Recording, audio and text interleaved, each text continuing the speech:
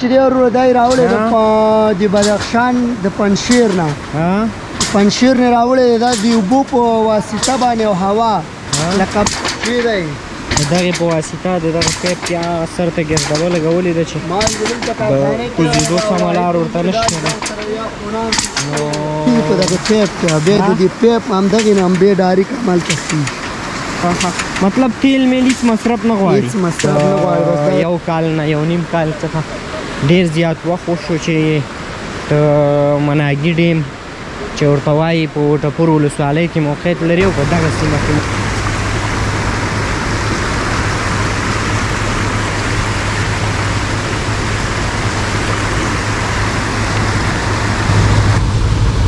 لیدونکو دا چې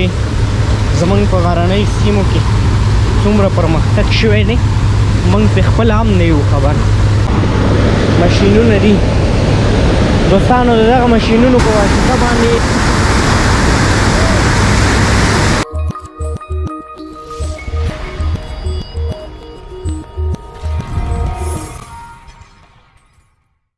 چل دی شیخه دا شګنې چې دی ورور دی راوړی د بدخشان د پنجشیر نه پنجشیر نه راوړی دی دا د اوبو په واسطه باندې او هوا لکه برق مرق او جانیټر هیڅ شی هم پکې نه دی لګېدلی همدغه ګاز ډبه ده چې تاسو ته ښکاري تقریبا داسې 1000 متره ته اوبه پرې خېجولي بره هغلته یو کلی دی غر کې همغې ته پرې اوبه خېجولي دي او دا شی چې دا د برقونو ټینکیګانې دي همدغلته اوبه ورځي دلته جمع کېږي بیا لاندې پریشر جوړوي هغې باندې دا به د لاندې طرفه څنګه وینو هغه ساحه دا ګیس ډبه او دا شی ده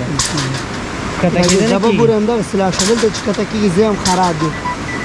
بیا به هغه لاندې هغې ته به ښکته شي هغه به وینو چې هغه سټارټ دی بر هغه ګیس ډبه ښیې که نه ګیس ډبه خو به همدغسې بره نه لږه وینو او برق به هغه کوز برق وینو هغه سټارټ دی زه ټیک دلته به ورشم دوستانو تاسې ګورئ دا د دغې په واسطه د دغه پیپ کې هغه سر ته ګیس ډبه لګولې ده چې د کوزېدو سمه لار ورته نشته ده نو دوستانو شیخه دی کې خو به برق نه وي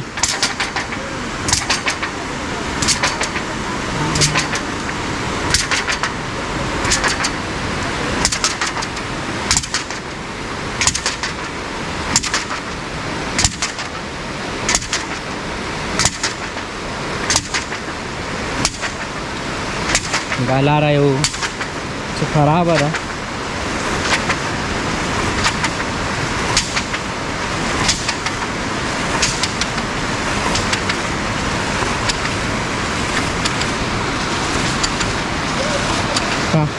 دوستانو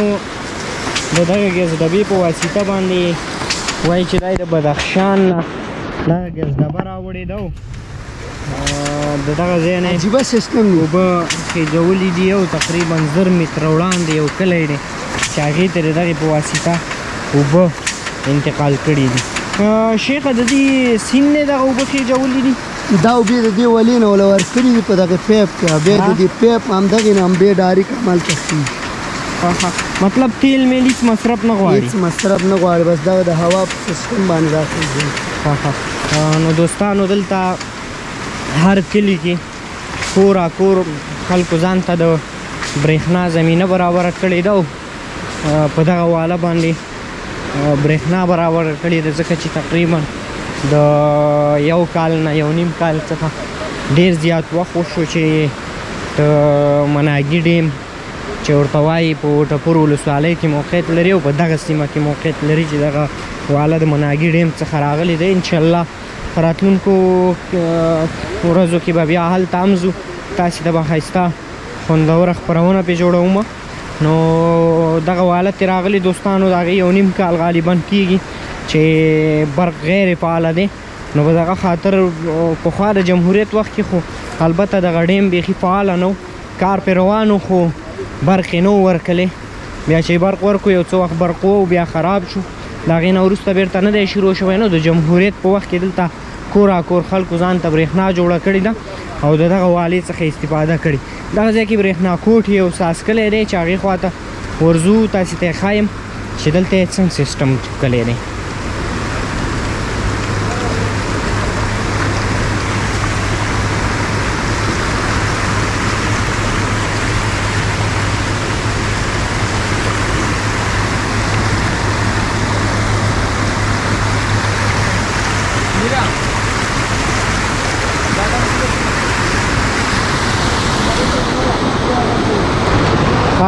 دوستانو دلته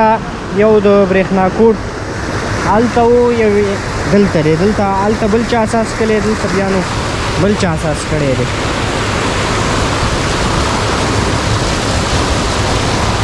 دلته په اسداباد ښار کې د برېښنا مشکل یو نه دلته ځکه چې دلته کور برېښنا جوړه شوې ده او خلکو ځان ته په خپل مصرف برېښنا جوړه کړې ده.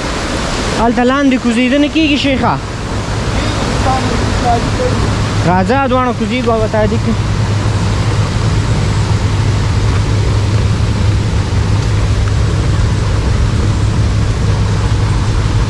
لیدونکو دا چې زمونږ په غرنۍ سیمو کې څومره پرمختګ شوی دی موږ په خپله هم نه یو خبر. دا تاسې ګورئ په دغه پیپ کې اوبه راتېرې شوي دي او دا څه شی دی شیخه؟ دلته اتاق دی سامان. دلته سامان دی د سامان اتاق دی او دغه ماشینونه دي. دوستانو د دغه ماشینونو په واسطه باندې دغه برېښنا جوړه شوې ده. دا ماشینونه تاسې ګورئ د دغې په واسطه باندې دغه برېښنا جوړه شوې ده.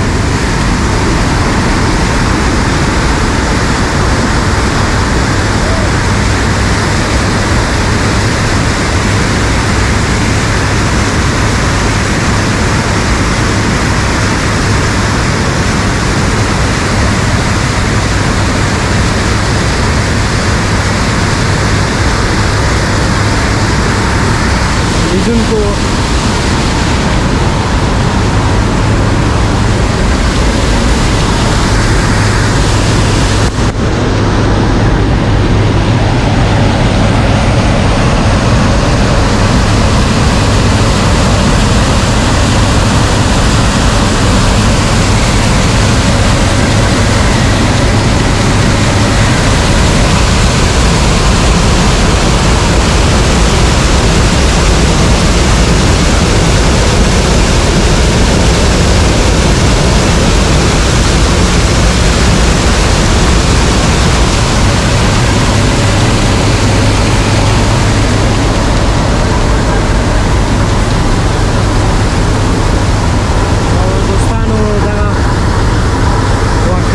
ډېر پیچلي ډول یې دغه برېښنا دغه ځای خلکو را جوړه کړې ده او د دې نه بیا نو استفاده کوي. واقع چې دا یو لوی پرمختګ دی دغه سیمه کې چې دغه خلکو کړی دی. دوستانو دا د مناګي د وټپور ولسوالۍ د مناګي سیمه ده. مناګي ډیم نوم به تاسې ډېری اورېدلی وي خو دا البته د مناګي رسما ډیم نه دی، دا خلکو شخصي را جوړ کړی دی.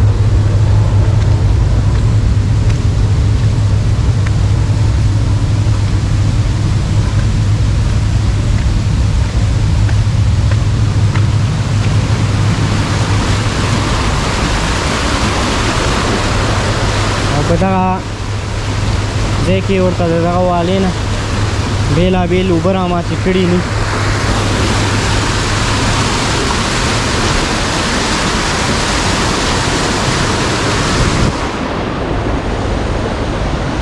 د